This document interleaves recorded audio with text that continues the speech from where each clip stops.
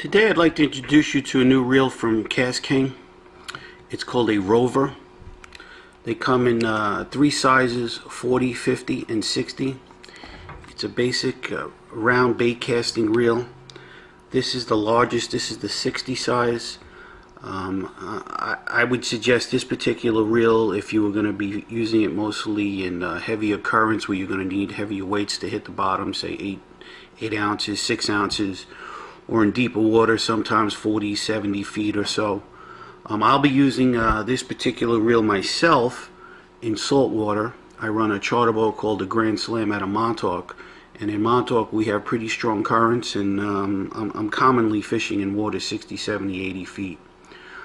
I'll be catching a lot of fluke, big fluke hopefully with this particular reel come May. A little bit of striped bass fishing, we would say fish in the school size range, say 10 to 15 pounds, and probably some bluefish in that same size range, if not a little smaller. And we'll also be using this reel to catch a lot of porgies and sea bass. I'm sure this reel would be just fine for redfish, catfish down south, for the anglers that enjoy that type of fishing. This particular reel was based on a KastKing RXA reel, which is this particular reel right here. Right away you can see a couple of quick changes. Number one are the different handles. I particularly like this handle because it's a little more substantial. The technical term is called ergonomic. I believe this is like a Hypalon material, which is what a lot of rod manufacturers use as their rod grips.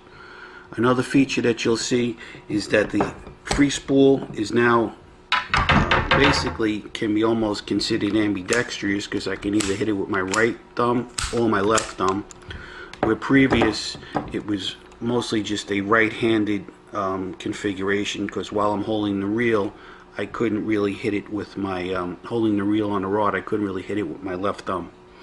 The biggest change that you'll see cosmetically is that the original RXA had a level line. The new one doesn't. So we're calling this reel also a captain special, because as a charter boat captain, and a recommendation for myself and many other notable charter boat skippers, is that a lot of times we take out a lot of newbies or novices to fishing, and it's real easy for them while they're manipulating this particular reel, whether they're letting line out or if they get stuck in the bottom, to get their thumb or one of their fingers pinched where the level line goes up against the side of the reel. And if that's a problem that we can avoid, I mean, why not? I mean, we don't want to get anybody injured. And with the level line, it's just another thing that can break. And charter boat captains like things that are tough and won't break. So if we can get rid of an issue, you know, we're all for it.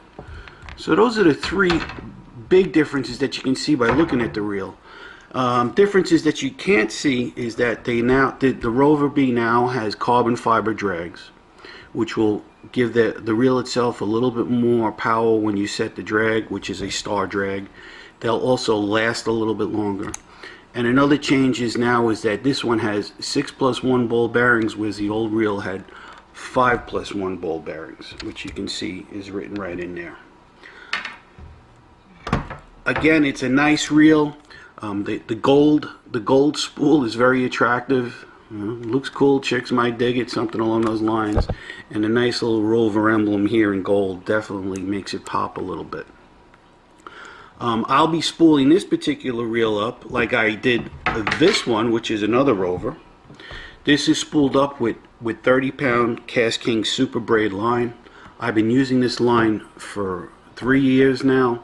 I've had absolutely no issues with it. It's a great line at a very affordable price. As a charter boat captain, I go through a lot of line in a season. I mean, I have a 35-footer. I take 6 people out fishing all the time. I have close to 30 rods and reels on my boat. That's a lot of line that I got to keep spooled up. The KastKing has managed to save me line with actually no loss in dependability or characteristics of more expensive braided line. So I can't recommend this line enough. There are also some new high-tech lines that came out from KastKing. They're just a little bit more expensive, but if you need a thinner line or something along those lines, you might want to check them out. But on a reel this size, I will spool it up with about 150 yards of 30-pound KastKing Super Power Braid. You're always going to have to put some backing on here, so what I'll do is I'll put a good portion of, say, 40-pound monofilament line to start off the reel, and then when I get to right about maybe a quarter inch or so from the top of the spool, that's where I'll put my 125, 150 yards of braided line onto it. A couple things, I mentioned the carbon fiber drags. I set mine 30-pound test. The way to do it is 1/3 the breaking strength of the line.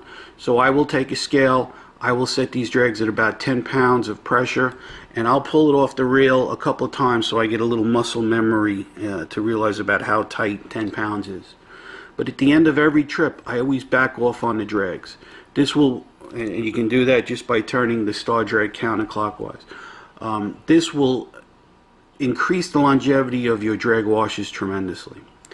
Another thing to remember when you get back to the dock or back to your car or back home, you're going to rinse your reels off, especially in salt water. I know some freshwater guys don't bother, but in salt water we always rinse our reels off. When you have the hose, don't push the nozzle all the way down and flush the heck out of the reel, because what that'll do a lot of times, that's just going to push the salt water into the inner workings of the reel. Just touch the manipulate the hose nozzle just so you get that light spray, and then just move it around like so, and just let the salt water be washed away as opposed to washed into the reel. And you know, a little lubrication here or where the free spool works is definitely not a bad idea.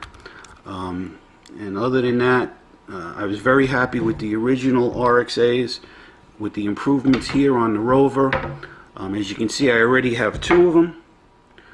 I prefer these sizes just because of the depth of the water and the size of the fish that I am normally trying to catch.